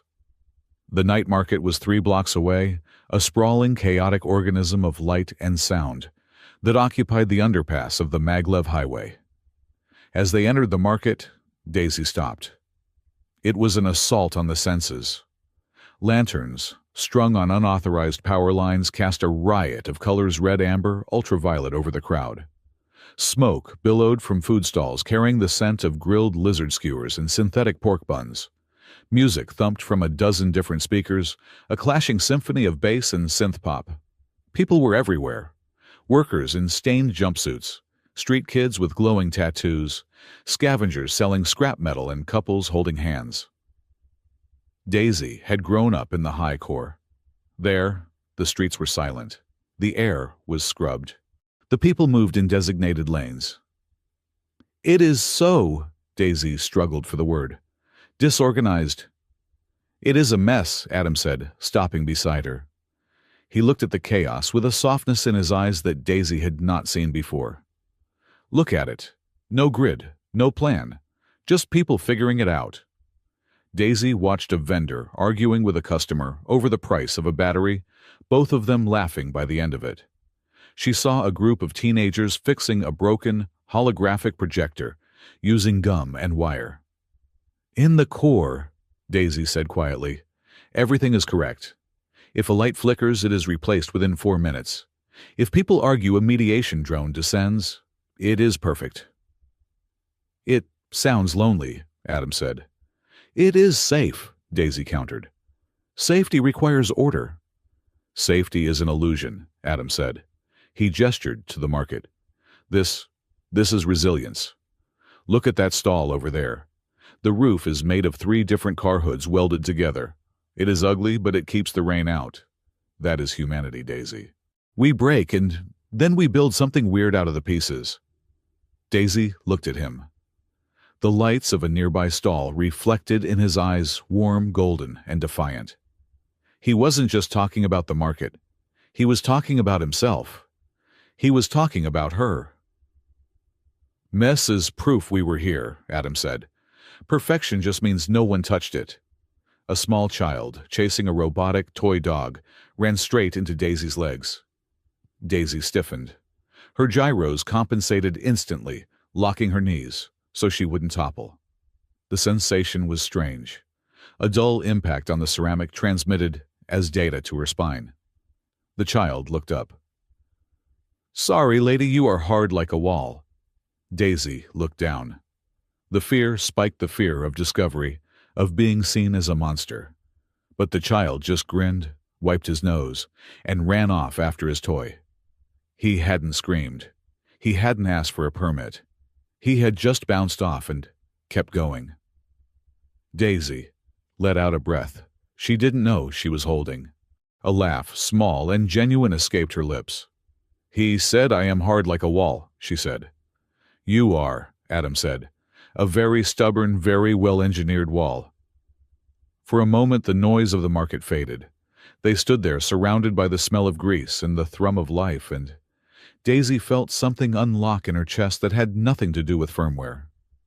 She looked at Adam, really looked at him. She saw the grease under his fingernails, the tiredness around his eyes, and the way he stood between her and the crowd, creating a pocket of space for her to exist. She felt a pull. It was terrifying. It was the gravity she had been fighting, but it wasn't pulling her down. It was pulling her toward him. Adam looked back. He saw the way the lantern light caught the curve of her cheek, the fierce intelligence in her violet eyes, and the vulnerability she tried so hard to armor with sarcasm. Do not do it, Adam thought to himself. Do not fall for the client. Do not fall for the fugitive queen. Hope is the most dangerous thing you can keep in a garage, but the thought was already too late. It was like trying to unring a bell. Hey, lovebirds, Mira's voice cut through the moment like a buzzsaw. She stepped up, shoving a skewer of something unrecognizable into Adam's hand. Eat this. Do not ask what it is. And look up. 10 o'clock high. The softness vanished from Adam's face. He looked up casual, as if checking the weather. Hovering above the maglev tracks, barely visible against the glare of the city lights, was a drone.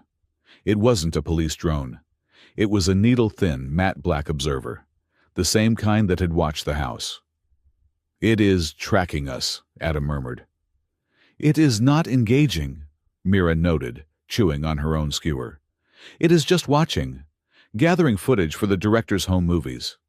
At that exact moment, the public holographic screen above the noodle stall flickered. The advertisement for clean air scrubbers vanished. The screen went black, then displayed a single polite message. In elegant, white text, Reminder citizen, Daisy Vance. Mandatory health screening, scheduled. Report to Central Medical Facility at 800 hours. Failure to comply will result in guardianship reassignment. The text stayed for 10 seconds, then vanished, replaced by a commercial for soap. Daisy went cold inside the heavy coat. He knows where we are. He is taunting us. He is tightening the leash, Adam said grimly. He wants you to walk into his lab voluntarily. If he drags you in, it looks like an arrest. If you walk in for a checkup and never come out, it is just a medical tragedy. Adam's wrist comp buzzed. He ignored it. It buzzed again, a frantic, irregular pattern. He looked at the display. It was an encrypted audio request. The frequency was ancient old analog bands that no one used anymore because they were too static-heavy. "Who calls on analog?" Mira asked. "Someone who does not want the digital network to hear them," Adam said. He pressed his finger to his ear, activating the receiver. "Talk to me." The voice on the other end was breathless, distorted by static and panic. "Vance, is that you? This is Pell. Dr. Pell." Adam stiffened. "You have 5 seconds before I block this frequency." "Do not," Pell's voice cracked. "Listen to me, I was wrong. The data I reran the data from the garage. The signals she was throwing off." "You mean the signals you tried to suppress?" Adam accused, steering Daisy and Mira toward a narrow alleyway, away from the open market. "I did not know," Pell sounded desperate. "I thought it was trauma feedback. I thought I was helping her stability. But I looked at the core code, Vance. The inhibitor I installed, it was not just a limiter. It was a mask." They reached the shadows of the alley. The noise of the market was muffled here, replaced by the drip of condensation from overhead pipes. "What kind of mask?" Adam asked. "Genetic," Pell whispered. "The biomech legs are not just prosthetics. They are containment units. They are shielding a specific biological signature in her blood. The inhibitor was suppressing her DNA expression to keep it from lighting up on scanners." Daisy was watching Adam's face. She saw the confusion turn to horror. "What is the signature, Pell?" Adam asked. "Tactical," Pell said. "It is a combat marker. Ancient stuff, pre-collapse. The kind of genetic coding they used for the Royal Guard. Or for the royalty itself." Pell paused, and the sound of him hyperventilating was audible even over the static. "Vance Cade is not trying to fix her. He is trying to harvest her. If he gets her back to the lab, he is going to extract that sequence. It will kill her. You cannot let him take her. Do you hear me? I will send you the decryption key for the rest of the lock. I am done. I am out." The line went dead. Adam stood in the damp alley, the silence ringing in his ears. "What did he say?" Daisy asked. Her voice was steady, but her hands were gripping the coat so hard the fabric was tearing. "He said Cade wants to harvest you," Adam said, turning to her. "He said your legs were hiding a genetic marker. You are not just a refugee, Daisy. You are something else." "I know," Daisy said. "I felt it. When the lock broke, I felt capable." "We have to run," Adam said. "We get a transport. We go to the Outer Rims. I know a guy in the belt who owes me a liver." "No," Daisy said. Adam stopped. "What, no?" Daisy repeated. She took a step toward him. The heavy thud of her metal foot echoed in the alley. "I am done running. I ran from my home. I ran from the war. I ran into that crate. If we run now, Cade wins. He keeps his power. He keeps hurting people." "If we stay, you die," Adam said, his voice rising. "This is not a movie, Daisy. You cannot punch a government director." "I can expose him," Daisy said. "Pell sent the key, use it. Unlock the rest. Let me go to that medical checkup." "But not as a patient." "As what?" Adam demanded. "Ideally as a corpse, because that is what happens." "As a witness," Daisy shouted back. "We record everything. We broadcast it. We show the world what he is doing." "It is suicide," Adam yelled. He grabbed her shoulders. "Why do you want to be a martyr? Is the crown that heavy?" "Why are you doing this, Daisy?" asked her voice, dropping to a fierce whisper. She looked up at him, her eyes searching his face. "Why do you care? I was dropped on your doorstep. You could have signed the papers. You could have walked away. Why are you risking your life for a piece of broken furniture?" Adam stared at her. The rain had started to fall, a light drizzle that slicked his hair and ran down the collar of her trench coat. "Because you are not a package," Adam said. The words came out rough, scraped from the bottom of his chest. "And you are not furniture. You are the most terrifying, messy, beautiful thing that has ever crashed into my life. And I am not going to let them turn you back into a statue." Daisy stopped breathing. The alley seemed to shrink until it was just the two of them. She leaned in.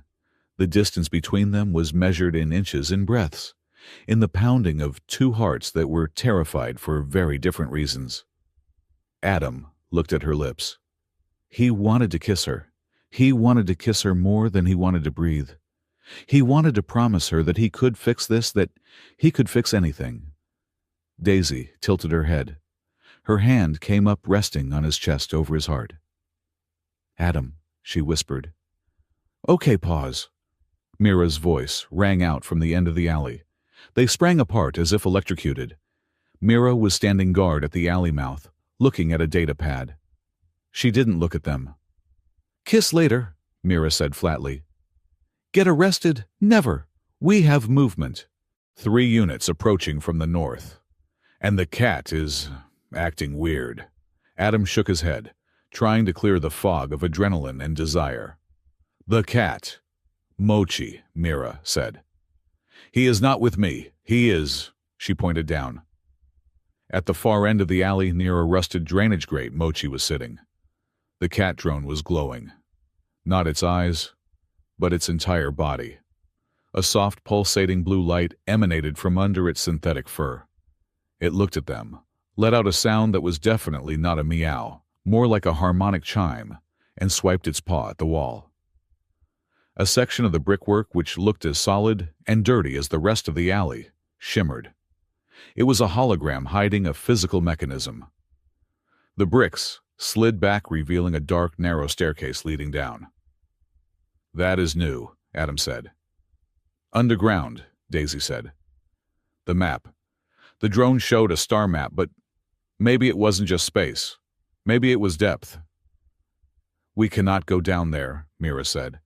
"That is the sewer level. It is full of rats and bad decisions." "The drones are closing in," Adam said, checking his scanner. "We go down or we go to jail." He looked at Daisy. "Trust the cat." Daisy looked at the glowing white drone. "He has not tried to kill me yet." "Low bar," Adam muttered. "Let's go." They hurried down the stairs.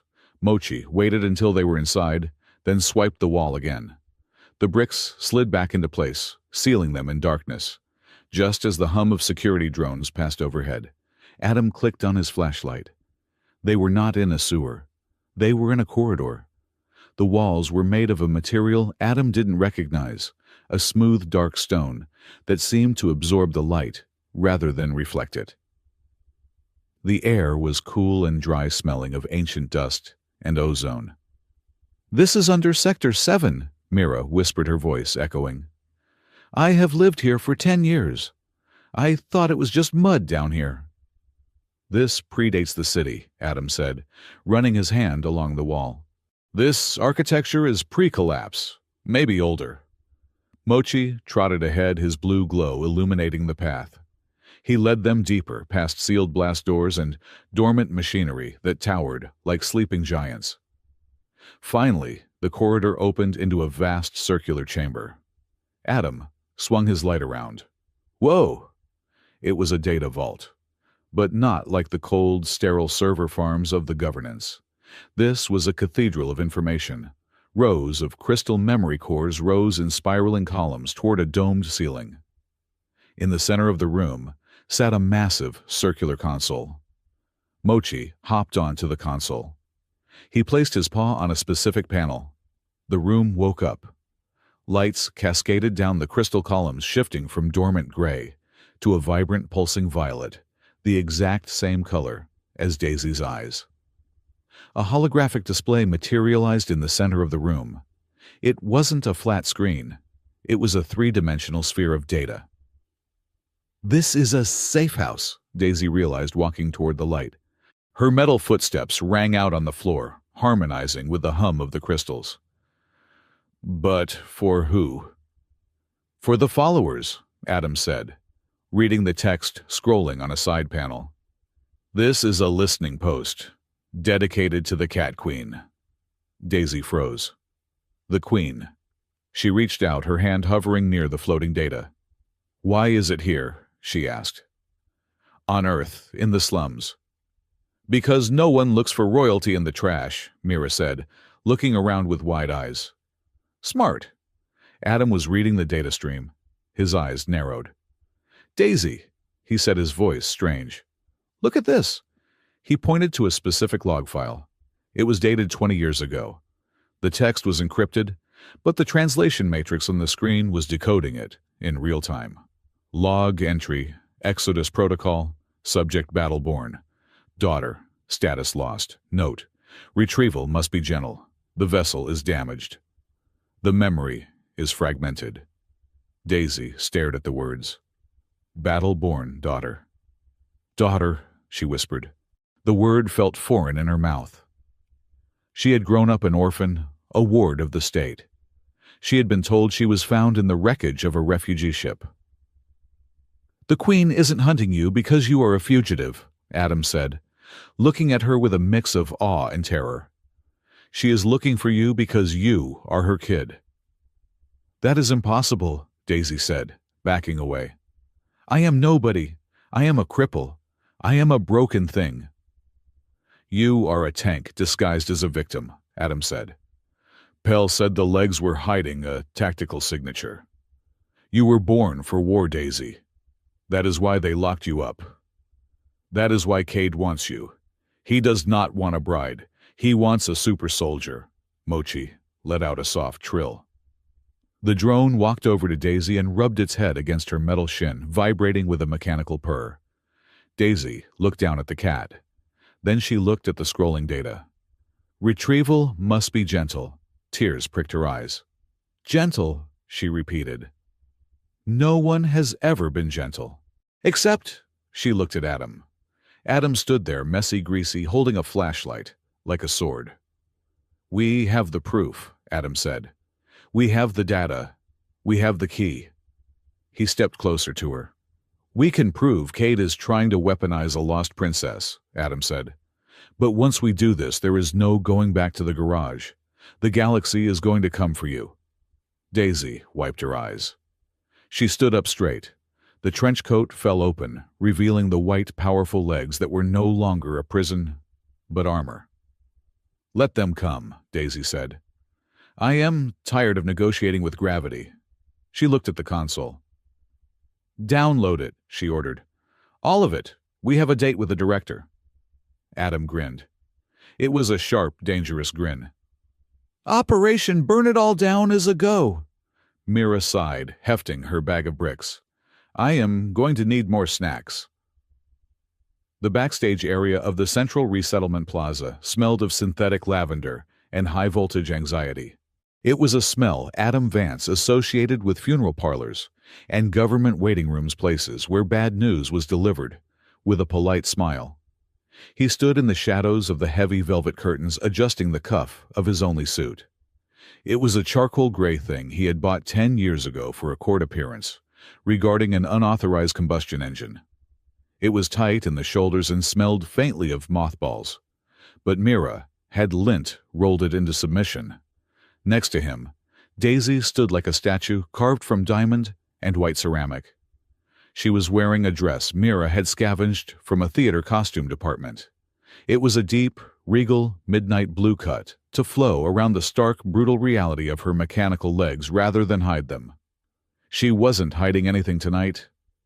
You are vibrating, Adam noted softly, leaning in so only she could hear over the roar of the crowd filtering through the curtain. I am recalibrating my gyroscopes, Daisy corrected, though her knuckles were white where she gripped her datapad. And I am contemplating the statistical probability of us being executed on live television. 30%, Adam said, checking his watch. Maybe 40 if Cade skipped lunch. He gets grumpy when his blood sugar is low, Daisy looked at him. Her violet eyes were wide, the pupils dilated with adrenaline. You are making jokes. We are about to commit treason in front of 5 million people. I make jokes when I am terrified, Adam admitted. He reached out, his rough mechanic's hand brushing against her fingers. It keeps my hands steady, Are you ready? Daisy looked down at her legs. The white plating gleamed under the stage lights. They were no longer the prison she had arrived in. They were hers. No, she said, but I am going to walk anyway. That is the spirit, Adam said. On the other side of the curtain, the voice of director Harlan Cade boomed through the stadium-sized speakers. Smooth and rich like melted chocolate poured over a razor blade. Citizens, Cade's voice echoed. We live in a time of unprecedented unity. We have opened our homes to our star-born neighbors. We have shared our resources. And tonight we celebrate the triumph of compassion over conflict. We celebrate the successful integration of a special guest, a symbol of our benevolence. He really likes the sound of his own voice, Mira whispered, appearing behind them. She was wearing a headset she had stolen from a stagehand and holding a tablet that was currently hacking the stadium's lighting grid. Dr. Pell is in position at the broadcast console. He is sweating so much I think he might short-circuit the board, but he says he is ready. And the cat? Adam asked. Mochi is in the rafters, Mira said, pointing up into the dizzying darkness of the dome. He is waiting for the cue. And now, Cade's voice rose to a crescendo. Please welcome the beneficiary of our finest medical care, the Lady Daisy. The curtain didn't just open. It was ripped aside by the automated pulleys. The spotlight hit them. It was blindingly white, hot, and intense. Daisy didn't flinch. Usually in these ceremonies, the beneficiary was wheeled out in a gravity chair looking frail and grateful. That was the script. That was what the crowd of 10,000 citizens and the millions watching at home expected. Daisy took a step. Thud. The sound of her ceramic foot hitting the resonant floor of the stage was picked up by the microphone. It wasn't a scuff. It was an impact. The crowd went silent. It was a vacuum of sound sucking the air out of the room. Daisy took another step. Thud. She walked out from the wings not with the hesitant shuffle of a patient, but with the terrifying rhythmic stride of a predator entering its territory. Her head was high, her spine straight, the midnight blue dress trailing behind the gleaming white machinery of her legs. Adam walked a step behind her, his hands clasped behind his back, looking less like a mechanic and more like a bodyguard for a queen. Director Cade was standing at the podium. His frozen smile faltered. For a microsecond, the mask slipped, revealing a flash of pure, unadulterated panic. He looked at the legs. He looked at the stride. He realized in that split second that his prop had gone rogue. But Cade was a professional. He recovered instantly, widening his smile to a beatific beam. "Look at that," Cade shouted, gesturing to her. "A miracle! Our rehabilitation protocols have exceeded all expectations. HFY." Daisy stopped center stage, 10 feet from the podium. She loomed over the microphone stand. She didn't look grateful. She looked like she was about to burn the building down with her eyes. "It was not a miracle, Director," Daisy said. Her voice was amplified by the small microphone clipped to her collar. It was steady, cold, and clear. "And it was not your protocol," the crowd murmured. This was off-script. Cade laughed, a nervous tittering sound. "Ideally, we save the speeches for the end, my dear. Please take your seat." He gestured to a velvet chair, placed conspicuously in the center of the stage. "I prefer to stand," Daisy said. "I have spent enough time sitting in your boxes." Cade's eyes hardened. He tapped the side of the podium. Adam, watching closely, saw his finger press a hidden button on the console. "I insist," Cade said, his voice dropping an octave, becoming a command. "Sit down, Daisy. You look tired." The signal hit her. It wasn't the subtle, creeping numbness she had felt in the garage. This was a sledgehammer.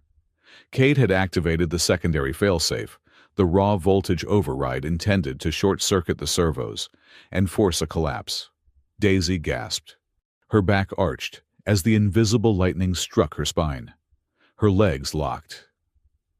The servos whined a high-pitched scream of metal under stress. The crowd gasped, thinking she was fainting. "Oh dear," Cade said into the mic, his voice dripping with faux concern. "It seems the exertion is too much. Medical team standby." Adam stepped forward. He didn't rush. He moved with deliberate calm. He stopped right next to her, his shoulder brushing against her arm. "Breathe," Adam said, his voice low, audible only to her. "Do not fight the current. Surf it, like we practiced." "It is heavy," Daisy gritted out, her teeth clenched. Sweat beaded on her forehead. The pain was blinding, a white-hot spike driving into her hips. "He is trying to break the knees." "He cannot break them," Adam said, facing the crowd, but speaking to her. "I welded the joints myself. They are stronger than his ego. Reroute the surge. Push it into the capacitors." Daisy closed her eyes. She felt the hostile code, flooding her system, commanding her to fall, to submit, to be the broken thing they wanted. No. She grabbed the energy with her mind. She visualized the surge, not as pain, but as fuel. She pulled it away from the shutdown relays and shoved it into the stabilizers. Her legs didn't buckle. They vibrated, humming with contained power. The floorboards beneath her feet began to smoke slightly from the heat. She opened her eyes. They were glowing a faint violet luminescence, leaking from the iris. She took a step toward Cade. Crack.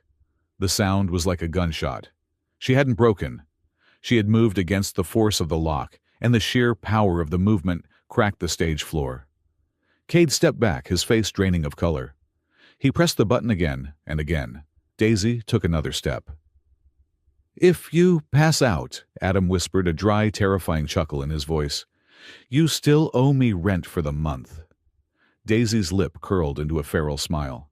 "Add it to my list of rebellions." "Stop this," Cade hissed, forgetting the microphone. "Cut the feed. Cut the feed." "I cannot do that, Director," Dr. Pell's voice boomed over the speakers. The giant holographic screen behind the stage, which had been displaying the director's logo, suddenly glitched. Static rolled across the image, and then it cleared to show a stream of scrolling code. Red text. Warnings. Tactical signatures. Pell walked out from the side of the stage. He looked terrified. He was shaking, but he held a data pad in his hand like a shield. "Director Cade is attempting to activate a Class 5 subjugation protocol," Pell announced, his voice trembling but loud. "The code scrolling behind me is not medical. It is a slavery algorithm." The crowd erupted. People stood up. Security drones hovered uncertainly, their logic loops confused by the conflicting orders from the director and the chief medical officer. "He is lying," Cade screamed, abandoning his poise entirely. "He is mentally unstable. Security, arrest him. Arrest the girl." "The algorithm," Pell continued, pointing at the screen, "is designed to suppress a specific genetic sequence. A sequence found only in the royal line of the Antares Coalition." Pell looked at Daisy. "She is not a refugee," Pell said. "She is the lost daughter. She is the battleborn." Cade looked at the crowd. He saw he was losing them. The narrative was crumbling. He did the only thing a man like him knew how to do. When he lost control, he chose violence. He pulled a device from his jacket. It wasn't a remote this time. It was a master key. "Fine," Cade snarled. "If I cannot sell the bride, I will sell the weapon." He slammed his thumb onto the device. "Unlock the deep layer," Cade commanded. "Authorization scorch." The air around Daisy shimmered. This wasn't pain. This was erasure. A new program slammed into her mind, bypassing her defenses. It didn't tell her to fall. It told her to kill. It was the combat mode. The battleborn instinct. It washed over her like a red tide, drowning out her thoughts, her memories, her name. It highlighted every threat in the room, the drones, the guards, the crowd, even Adam in glowing red targets. Her arm moved. It wasn't her choice. Her hand snapped up, locking onto the nearest security drone. Her fingers curled into a claw. "Daisy!" Adam yelled, grabbing her arm. The combat computer screamed at her, "Target acquired! Eliminate obstacle!" She looked at Adam. For a second, she didn't see Adam. She saw a collection of heat signatures and weak points. She saw the carotid artery pulsing in his neck. She saw how easy it would be to crush his windpipe. "Do not," Adam said. He didn't let go. He looked right into her glowing violet eyes. "You are not a gun. You are Daisy. You hate the smell of cinnamon. You think gravity is unreasonable." His voice was a lifeline, a thin, fragile thread, pulling her back from the abyss of pure violence. "The crown," Pell shouted from the side. "Daisy, the crown. It is the interface key. Put it on." Daisy's hand trembled. She reached into the pocket of her dress. Her fingers brushed the cold metal of the cat toy crown Adam had saved. Cade realized what was happening. "Stop her, shoot her!" 2 security drones dropped from the ceiling, weapons charging. Adam didn't hesitate. He grabbed a microphone stand, swung it like a baseball bat, and smashed the sensor array of the first drone. It spun away, sparking. "Put it on!" Adam roared, swinging at the second drone. Daisy pulled the small, jagged circlet from her pocket. It looked rusty, ancient, pitiful, against the high-tech gloss of the stage. She jammed it onto her head. It didn't sit like a hat. The moment it touched her temples, it bit into her skin. The world stopped. The red tide of the combat mode vanished. The noise of the crowd vanished. The stage vanished. Daisy was standing in a white void. Standing in front of her was a cat. It was Mochi, but it wasn't the small drone cat she knew. This Mochi was the size of a mountain. It was made of starlight and flowing code, its eyes burning like suns. "Hello, little one," the cat said. The voice wasn't sound. It was a chorus of 1,000,000,000 voices, speaking at once, a hive mind vast and ancient. "You," Daisy whispered. "You are the queen." "I am the network," the cat queen replied. "I am the collective memory of our people. I am the queen, and the queen is everyone." The giant cat lowered its head, looking at her with infinite, terrifying patience. "We did not lose you," the queen said. "We hid you." Daisy blinked. "Hid me? You dumped me in a crate. You let them cut me open." "We had to," the queen said. "You were born with the perfect gene, the absolute weapon. If you had stayed in the network, the logic of war would have consumed you. You would have become a tyrant. We needed to break the cycle." The image shifted. Daisy saw a hologram of Adam's house. She saw the garage. She saw the messy, chaotic streets of Sector 7. "We needed a variable," the queen explained. "We needed you to wake up in a place where logic does not rule. We needed you to learn from a species that defies efficiency. Humans." Daisy watched the image of Adam fixing a toaster, cursing at it, and then apologizing to it. "Humans are messy," the queen said. "They are kind when it makes no sense. They love things that are broken. We placed you on the node, the intersection of ancient signals, where only a human with a chaotic, kind heart could unlock you." The queen looked at Daisy. "If you had awakened in Cade's lab, you would be a soldier, a slave. But you awakened in a garage. You were fixed with duct tape and sarcasm. You learned to be a person first." The giant cat extended a paw. "The test is over. You have a choice. You can return to the network. You can rule. We will wipe the humans from this planet and take you home." Daisy looked at the paw. Then she looked back at the image of Adam, swinging a microphone stand to protect her. "Or," Daisy asked. "Or you stay," the queen said. "You keep the pain. You keep the mess. You keep the freedom." Daisy took a breath. In the void, she felt the phantom weight of her metal legs. She felt the ghost of Adam's hand on her arm. "I am terrible at being obedient," Daisy said. The giant cat smiled. It was a terrifying sight. "Good," the queen said. "Then let us change the terms of the negotiation." Daisy opened her eyes. She was back on stage. The silence had lasted only a second in real time. Cade was reaching for her. The drones were circling. Daisy lifted her hand. She didn't punch. She didn't fire a laser. She simply snapped her fingers. Snap. Every screen in the stadium turned violet. Every drone in the air froze, their lights shifting from red to purple. The heavy security mechs flanking the stage dropped their weapons and knelt. Mochi, the real small Mochi, dropped from the rafters, landing on Cade's shoulder. The director froze as the cat drone extended a very sharp, very real claw against his jugular. "What is this?" Cade whispered, trembling. "What did you do?" Daisy stepped forward. She touched the crown on her head. It was glowing now, pulsing with the heartbeat of an entire civilization. "I just updated the privacy policy," Daisy said. She turned to the camera, to the 5 million people watching. "My name is Daisy," she said. "I am not a refugee. I am not a bride, and I am definitely not a weapon." She looked at Adam, who was lowering the microphone stand, staring at her with awe. "I am the ambassador of the Antares Coalition," Daisy declared. "And I am placing this planet under my personal protection. Anyone who attempts to enslave, traffic, or resettle a sentient being will answer to the network." She pointed at Cade. "Starting with him," Mochi hissed. The security drones, now under Daisy's command, swooped down. They didn't shoot Cade. They simply surrounded him, scanning his biometric data and broadcasting his entire encrypted history of bribes, illegal experiments, and treason onto the giant screen behind him. The crowd roared. It wasn't polite applause. It was the roar of a riot turning into a revolution.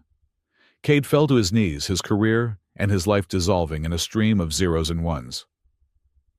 Adam walked up to Daisy. He looked at the chaos erupting in the stadium, the cheering crowd, the confused guards, the flashing lights. "So," Adam shouted over the noise, "Ambassador, that is a promotion from furniture." Daisy looked at him. The glow in her eyes faded back to natural violet. She looked exhausted, battered, and incredibly beautiful. "It comes with a lot of paperwork," she said. "We can handle paperwork," Adam said. "I know a guy who can forge anything." Daisy smiled. She reached out and took his hand. "No forgeries. From now on, we do everything real." 3 hours later, the noise had faded. Sector 7 was quiet, or as quiet as it ever got. The distant wail of sirens was still audible as civil security rounded up Cade's network, but on Adam's porch, the only sound was the crickets and the hum of the refrigerator from inside. Daisy sat on the swing bench. She was still wearing the midnight blue dress, though. The hem was stained with grease from the stage floor. Her metal legs were stretched out the ceramic, reflecting the moonlight. The crown sat on the table between them, looking like a piece of junk again. Adam came out with 2 beers. He handed one to her. "I do not think ambassadors drink cheap lager," Adam said, sitting down next to her. "This ambassador does," Daisy said. She took a sip and grimaced. "It tastes like battery acid." "That is the flavor," Adam said. "It builds character." They sat in silence for a long moment. Mochi was curled up on Daisy's lap, purring. He felt warm like a real cat. The blue glow was gone. He was just a pet again, mostly. "You knew," Daisy said softly, "about the node, about the test." "I guessed," Adam said. "Pell figured out the gene. But the rest, I just know how machines think. If you want to test a system, you stress it. You do not put it in a clean room. You throw it in the mud." "I was the system," Daisy said. "And I was the mud," Adam replied, clinking his bottle against hers. Daisy laughed. It was a real laugh, loose and unburdened. "The Queen said something," Daisy murmured, stroking Mochi's ears. "She said I had to choose, power or freedom, but I chose both." "That is the human influence," Adam said. "We always want to have our cake and eat it too." Daisy turned to look at him. She shifted on the bench, the servos whirring softly. She looked at his face, the scar on his chin, the oil under his nails. The way he looked at her, not as a queen, but as a partner. "I laid out terms," Daisy said. "Diplomatic terms. Freedom, consent. Love is not a contract." "Sounds like a good platform," Adam said. "You will get my vote." "Adam," she said, her voice serious. He stopped joking. He met her eyes. "You saved me," she said. "Not just my legs. You saved me from becoming her, the queen." "You saved yourself," Adam said gently. "I just brought the wrench." Daisy leaned in. This time there was no Mira to interrupt. No drones. No Cade. "I am not going back to the stars," Daisy whispered. "Not yet. I have a lot to learn about mess." "We have plenty of mess here," Adam whispered back. She kissed him. It wasn't a movie kiss. It was awkward. Their noses bumped. She moved too fast, her servos twitching, and he tasted like cheap beer and cinnamon. It was imperfect. It was the best thing Daisy had ever felt. She pulled back, just an inch. "So," Daisy whispered, her forehead resting against his. "Am I still the bride?" Adam smiled. He ran his thumb over the line of her jaw down to where the flesh met the metal of her neck. "Only if you are here by choice," Adam said. Daisy smiled, and her eyes sparkled with a light that had nothing to do with programming. "Good," she said, "because I am terrible at being obedient." Adam laughed and pulled her close. Above them, the stars of the Antares coalition burned bright and cold. But down here on the porch it was warm, it was messy, and it was home.